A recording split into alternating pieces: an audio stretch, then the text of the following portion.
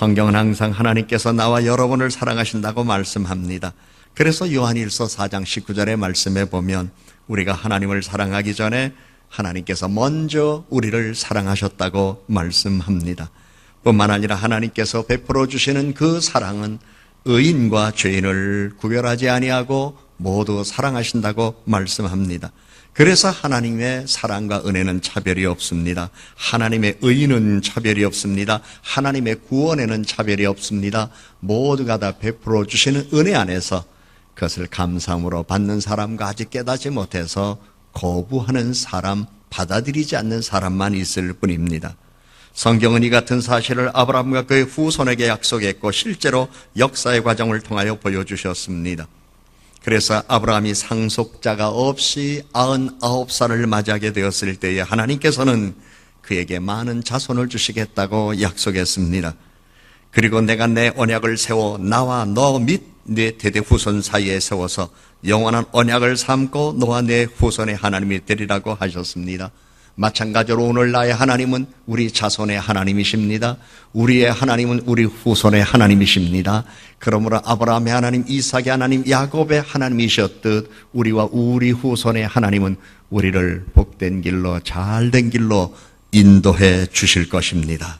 그러므로 우리는 이 믿음으로 살아가고 있고 과거의 믿음의 선조들이 그렇게 살아왔다는 사실을 특별히 구약성경에는 역사로 많이 기록해 두었습니다. 하나님은 여러분과 여러분의 자손을 사랑합니다. 끊어질 수 없는 사랑으로 사랑합니다. 그 사랑의 힘은 하나님의 영원한 백성으로 살아가도록 인도해 주실 것입니다. 오늘 우리 가브리엘 어린이 찬양대가 찬양했죠.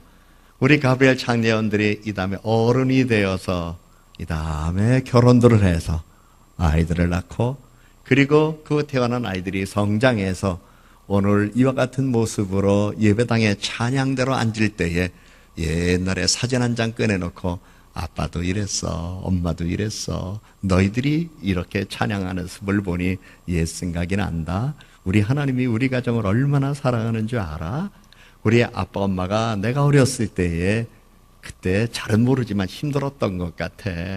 우리들 뒷바라지하게 매우 힘드셨던 것 같아. 그런데 하나님이 우리를 축복하셔서 봐, 아빠가 이렇게 결혼했잖아. 엄마가 이렇게 결혼했잖아. 너희들이 세상에 이렇게 태어났잖아. 그리고 봐, 너희들이 이렇게 찬양하는 모습을 보니 우리 하나님이 우리를 사랑한다는 것을 우리는 확인할 수 있어. 그러면서 너희들도 신앙생활을 잘해야 된다는 이야기를 후손들에게 남겨주고 신앙의 아름다운 기억의 유산을 갖는다면 거기에 행복과 감사와 기쁨과 축복과 보람이 있는 것 아니겠습니까? 우리 하나님은 오늘 우리의 하나님이십니다. 우리 후손의 하나님이십니다. 그래서 성경은 아브라함의 이 같은 약속의 말씀을 주셨을 뿐만 아니라 약속대로 이어주신 하나님이심을 성경은 창세기에서 우리들에게 말하고 있습니다. 세계적으로 유명한 신학자이면서 목사였던 깔바르트가 있었습니다. 이분이 독일 분입니다. 그런데 미국에 가서 강연을 하게 되었습니다. 학생들에게 강연을 했습니다. 이제 마지막 시간에 혹시 오늘 저의 강연을 듣고 질문한 학생이 있으면 누구든지 질문을 하세요라고 이야기를 했더니 한 학생이 손을 듭니다. 박사님, 질문이 있습니다. 예, 질문하세요. 박사님, 존경합니다. 정말 훌륭하십니다. 그런데 박사님, 지금까지 살아오시면서 간단한 말씀으로 우리들에게 신앙의 경험을 얘기해 주십시오. 어떤 것이 가장 값진 경험이었으며 영원히 잊을 수 없는 경험이셨습니까? 칼바르트 이 목사님은 잠시 침묵을 지키시더니 예, 내 인생에 있어서 수없이 많은 사건이 있었습니다. 그리고 내 마음에 수없이 많은 생각들이 스쳐 지나갔습니다. 그러나 내 생애의 가장 위대한 생각은 딱 하나가 있습니다. 학생들이 조용히 과연 이 박사님께서 지금 무슨 말씀을 하실까? 길을 세우고 그리고 그분에게 집중했습니다. 그분은 이렇게 말씀하셨습니다. 하나님이 나를 사랑하신다는 사실입니다. 그리고 덧붙여 말하기를 이와 같은 사실은 성경이 항상 말씀하고 있기 때문입니다. 그때 학생들은 모두 일어나서 박수를 쳤습니다. 그 박수는 칼바르트가 위대해서가 아니라 그를 오늘 위대하도록 이끌어주시고 인도하신 하나님의 사랑을 그가 알고 있었기 때문이었습니다. 우리 하나님께서는 믿음의 조상이라고 일컫는 아브라함뿐만 아니라 신앙의 역사 속에서 칼바르트 같은 분뿐만 아니라 오늘 여러분의 삶을 통해서도 증명하고 증거하고 계심을 성경은 그리고 우리의 삶은 드러내주고 있습니다. 사람들은 흔히 하나님의 자신을 사랑한다는 것을 자기의 경험과 체험에 근거하는 경우가 많습니다. 하나님의 사랑은 개인적으로 체험하거나 경험하기 이전에 영원하신 말씀으로 선포된 것입니다. 그래서 성경은 우리들에게 요한일서 4장 10절에서 이렇게 말씀하고 있습니다. 사랑은 여기 있으니 우리가 하나님을 사랑한 것이 아니요 오직 하나님이 우리를 사랑하사. 여러분, 우리 모두는 이 같은 사랑을 덧입고 살아가는 사람이며 이러한 사랑의 힘으로 이끌림을 받고 있는 사람이며 이러한 사랑으로 날마다 새로운 힘과 능력을 공급받고 위로를 받으며 새날을 살아왔고 새날을 살아갈 사람 된 것을 하나님 앞에 감사드려야 될 것입니다. 이 세상에는 하나님의 사랑으로부터 우리들이 그 사랑을 받고 있다는 사실을 의심하게 만드는, 그래서 하나님의 사랑 가운데에 우리들이 믿음과 위로와 희망을 얻고 살아가는 삶의 자리를 끊어버리려고 하는 사단의 세력이 있습니다. 특별히 인생의 불안한 사건을 만나게 되었을 때 사단은 사람들로 하여금 하나님께서 사랑하시는 사랑에 대하여 의심을 품게 합니다. 하나님이 사랑하는데 내가 왜 이렇게 어려움을 겪고 있느냐. 때로는 이해할 수 없는 일들에 대하여 의심을 하게 합니다. 하나님이 사랑한다면 왜 이해할 수 없는 일을 경험하게 하느냐. 하나님은 통달하시는 하나님인데, 이러면서 사단의 속삭임은 스스로 비아냥거리는 생각을 갖게 합니다.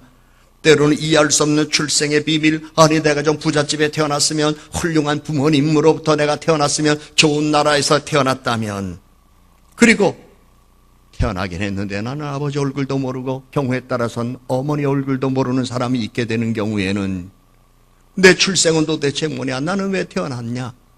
어머니 왜 나를 낳으셨나요? 이러한 하소연을 하나님께 하면서 자기 출생에 대해서 때로는 나쁜 생각을 갖고 살아가기 쉬운 삶의 자리에서, 그렇다면 하나님은 도대체 어떤 분이시기에 나를 세상에, 이렇게 광야 같은 세상에 혼자 던져놓았을까 생각하면서 하나님에 대한 의심과 회의를 갖게 하는 것, 사탄입니다. 잘 살고 못 사는 형편에 대한 회의감, 악령에 대한 공포와 두려움, 육체의 죽음에 대한 염려, 미래에 대한 불안한 생각과 두려운 마음을 갖게 하여 사람들로 하여금 하나님의 존재와 하나님이 사랑하시는 사실을 의심하게 하며 사람들을 하나님의 사랑에서 끊으려고 합니다. 나는 왜 이렇게 못생겼는가? 나는 왜 이렇게 키가 작은가? 나는 왜 이렇게 머리가 나쁜가? 왜 나는 장애로 태어났는가? 왜 나는 하는 일마다 안 되는가? 이러한 생각들은 사탄이 그 안에 교묘하게 끼어들어서, 봐라, 이것은 하나님께서 너를 사랑하지 않는다는 증거다. 하나님이 사랑한다면 네가 그럴 수 있느냐라고 하며 비아냥거리며 우리 생각에 하나님에 대한 의심, 그리고 내 인생의 사건에 대한 철학적 질문에 대한 답이 없는 삶의 자리에 의혹을 품게 하는 일, 사탄이 가져다주는 생각입니다. 그때마다 우리는 단호하게 외쳐야 됩니다. 사탄아, 내 뒤로 물러가라.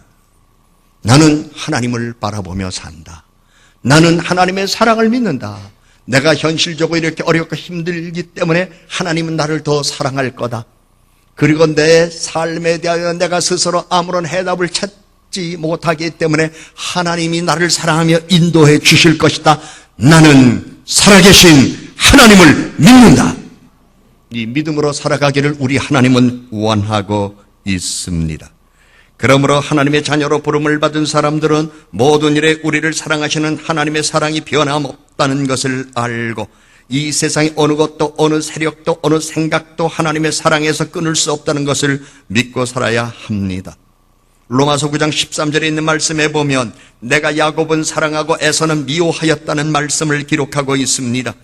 하나님은 우리가 부족한 사람, 결함이 있는 사람, 미성숙한 사람이라 할지라도 끝까지 우리를 사랑하신다는 사실을 야곱을 통하여 하나님은 우리들에게 이미 보여주셨습니다. 그러므로 우리는 언제나 우리 안에 거하시는 성령이 우리 안에게 주신 내적 증거를 가지고 살아가야 할 것이며 사랑의 언약을 확증해야 할 것입니다. 하나님은 야곱이 에서보다 더 사랑스럽기 때문에 사랑한 것 아닙니다. 다만 야곱을 사랑하신 것입니다. 비록 야곱이 형 에서보다도 재리에 밝고 이기적인 심성을 가지고 있어서 자신의 실속을 차리는 일에는 계산이 빠르고 자신의 이익을 위하여는 아버지도 속이고 삼촌에게도 거짓말하는 사람이었고 어려울 때는 하나님을 찾고 맹세를 하면서도 어려운 일이 다 해결되면 맹세한 것 잃어버리고 그리고 하나님도 약간 멀리했던 사람이었지만은 그러나 하나님은 야곱은 하나님을 외면할 수 있었으나 하나님은 야곱을 외면하지 아니하시고 끝까지 사랑해 주셨고 그에게 의외로 많은 재물의 복도 주셨습니다. 하나님 이 같은 사실로 이 세상에 살고 있는 모든 사람들에게 하나님의 사랑은 이 세상에서 어떤 이유든지 아무도 끊을 수 없고 어떤 경우라도 끊어지지 않는 것임을 보여줬습니다. 그래서 오늘 본문의 말씀 로마서 8장 31절, 33절, 34절, 35절의 말씀에 보면 누가 우리를 대적하리요? 누가 능히 하나님의 택하신 자를 송사하리요? 누가 정죄하리요? 누가 우리를 그리스도의 사랑에서 끊으리요? 성경은 이렇게 말씀합니다.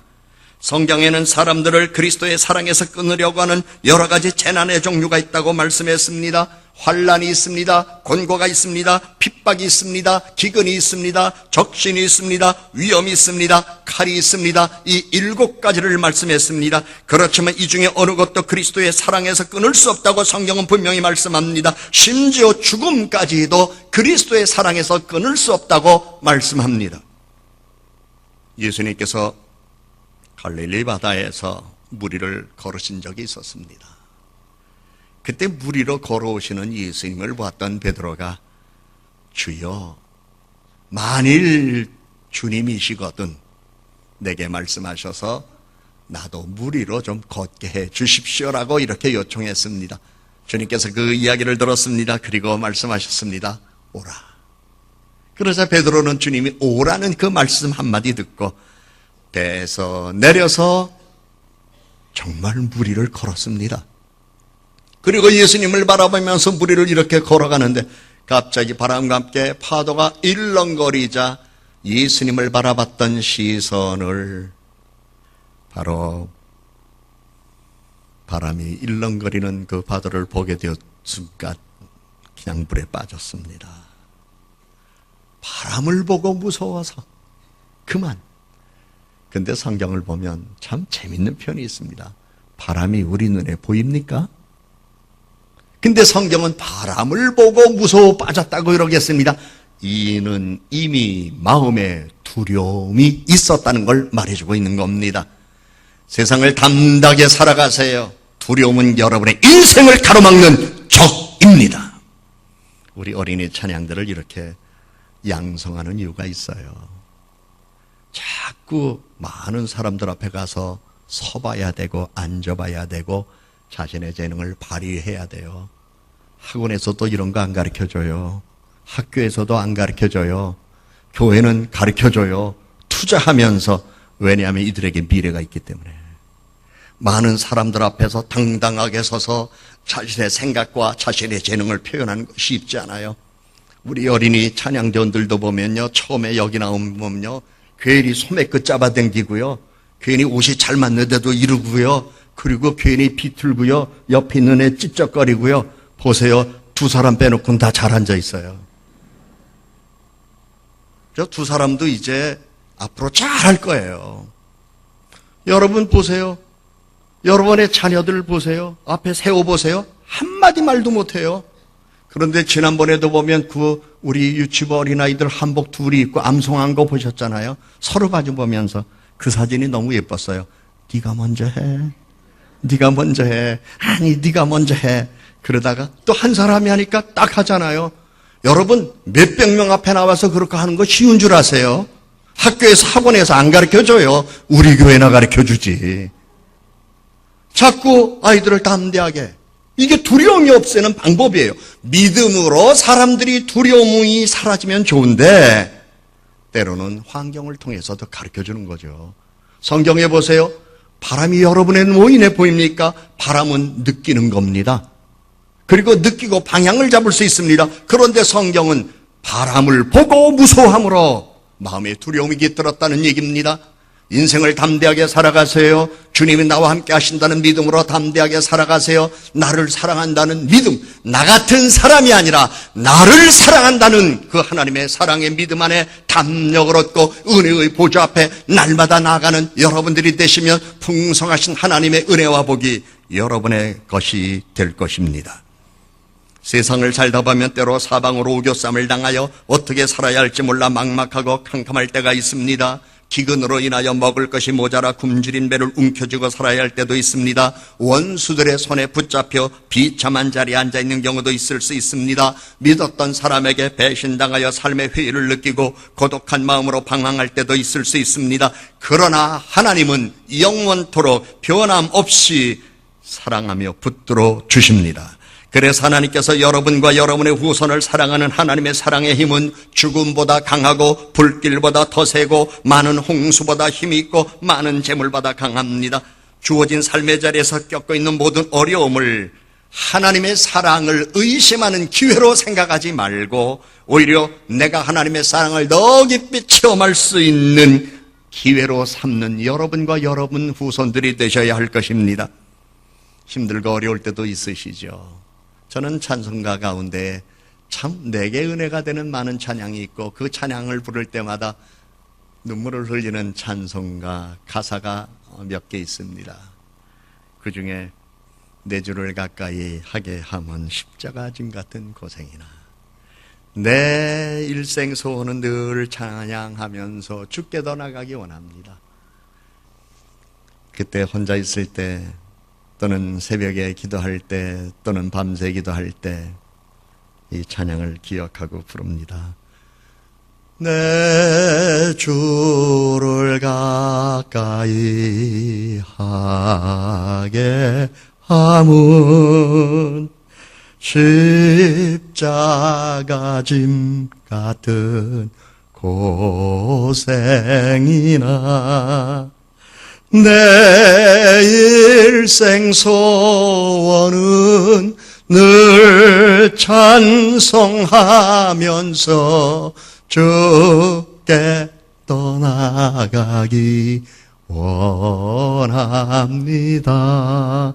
이 찬송을 부르니 눈물이 나면서 위로를 받기도 하고 다시금 나를 사랑하시는 그 크신 하나님의 사랑에 기대어 마음의 안정과 평화를 얻는 순간들이 내게는 많았습니다.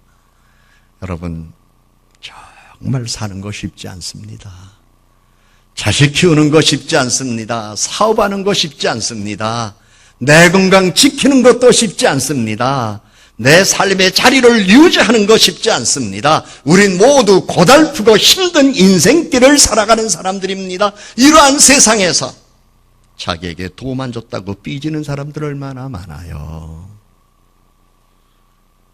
저 사람 왜 저래?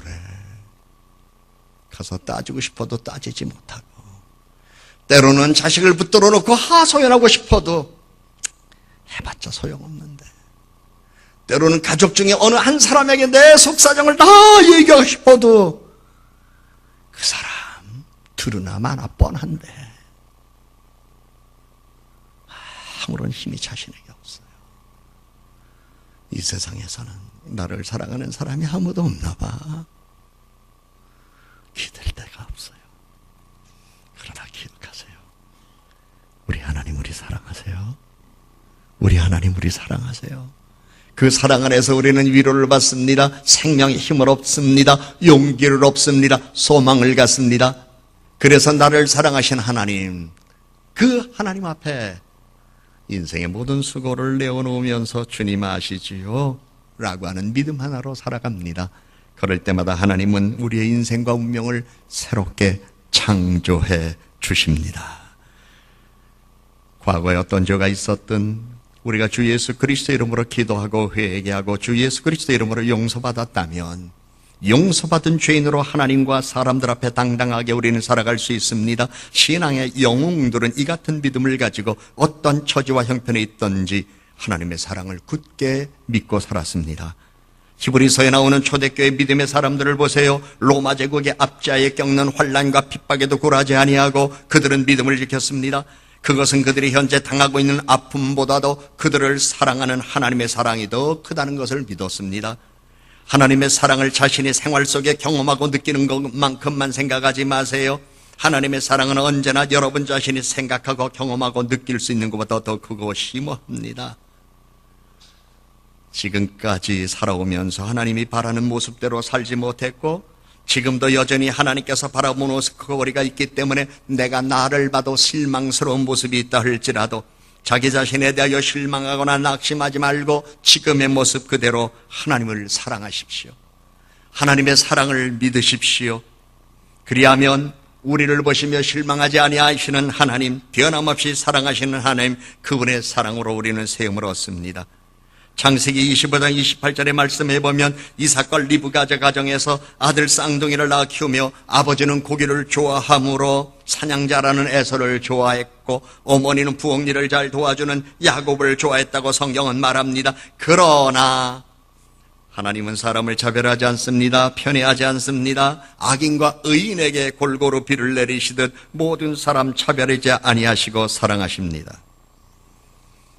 어제 우리 가나안교구가 저 대청댐 그 공원에서 야외를 가졌는데 그 전날 비가 온다고 예보도 있었고 당일날 아침에도 빗방울이 떨어지고 새벽 2시 반에 잃어보니 베란다 나가보니까 비가 많이 내리더군요.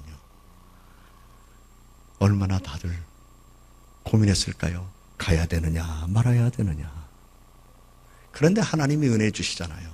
비는 밤에 오게 해서 농사짓는 사람 해갈되게 하시고 낮에는 덥지 않은 날씨에 가나안 식구들 잘 놀고 오게 하시고 은혜 주시는 하나님 아니에요? 그 전날이었습니다. 어느 분이 제게 카톡을 보냈습니다. 목사님 기도 좀 해주세요. 제가요 어디 가서 텃밭을 일궈야 되는데 가물어서 안 됩니다. 비 좀 오게 해주세요. 얼마나 답답하면 그러셨을 거예요. 그런데 또 우리 강 목사님 나보러 기도해달래요. 목사님 기도해 주세요. 우리 가나안교회 내일 놀러 가는데 날씨 좋아야 됩니다. 이거 내가 누구 편 들어야 돼요? 그래서 내가 모든 걸 하는 건 아니지만 하나님 은혜를 골고루 주세요 그랬더니 골고루 은혜 주시는 하나님은 밤에는 비가 오고 낮에는 태양도 살짝 가려서 놀러 간 사람들 선크림 안 발라도 지낼 수 있도록 은혜 주신 하나님 생각하면서 저는 하나 또 알았지요. 골고루 은혜 주시는 하나님. 이 하나님의 은혜를 경험하세요. 이 하나님 사랑 잊지 마세요. 이 하나님의 사랑 믿고 사세요. 그래서 끊어질 수 없는 하나님의 사랑 앞에 감사하는 여러분 되시기를 주님의 이름으로 축복합니다. 하나님의 사랑을 의심하지 마세요. 너무나 힘들고 어려운 세월이 있을 수는 그러나 어렵고 힘들다고 내 삶이 끝나는 건 아닙니다. 하나님의 사랑은 어떠한 삶의 자리에든 있습니다. 하나님의 사랑 끊어질 수 없습니다. 오히려 자신이 부족하고 결점이 많고 무능력한 사람에게 무가치한 존재라고 생각하며 살기 쉬운 사람들을 더 불쌍히 여기며 사랑하시는 하나님, 환난이나 곤고나 핍박이나 기근이나 적신이나 위험이나 칼 앞에서 어려움을 당하며 고통당하고 있는 사람들을 더 불쌍히 여기시는 하나님, 그 하나님의 사랑은 오늘 우리들과 우리 후손들의 것입니다. 하나님은 여러분을 축복하십니다. 기도하십시다.